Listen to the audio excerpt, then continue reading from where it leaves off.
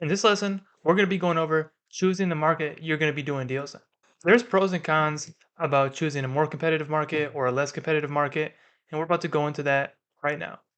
Now, going into this document I created that kind of lays out what a competitive market looks like and what a less competitive market looks like.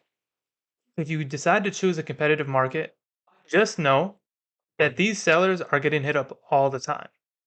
Agents are hitting them up, wholesalers are hitting them up, everyone is. Don't let that scare you though.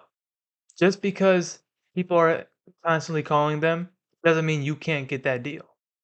If your systems are right, your follow-up game is good, and you can build rapport and connect with the sellers on a level that other people can't, you guys will do these deals. What's great about being in these competitive markets though is when you get a deal under contract, it's very easy to sell these deals. It's very easy to sell these deals versus a less competitive market. The reason why it's competitive is because there's a lot of buyers buying here.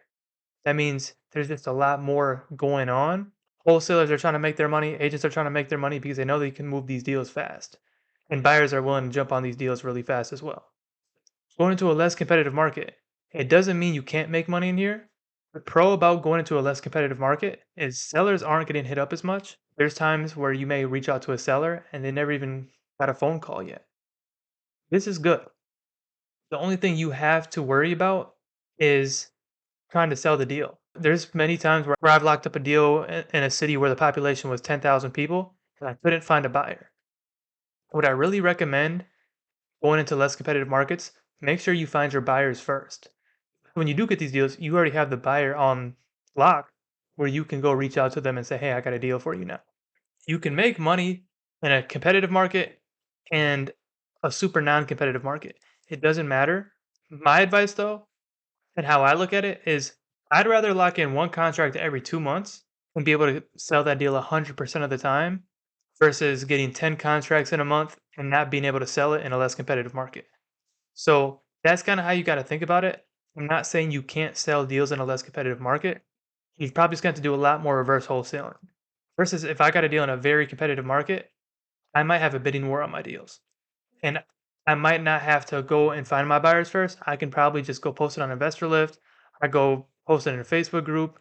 I can just go start cold calling buyers that day and finding a buyer ASAP.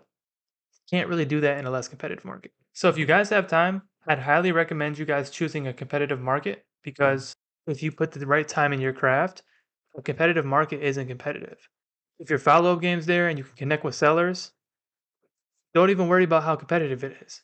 You're going to outbeat these other wholesalers that drop the deal after the first or second call.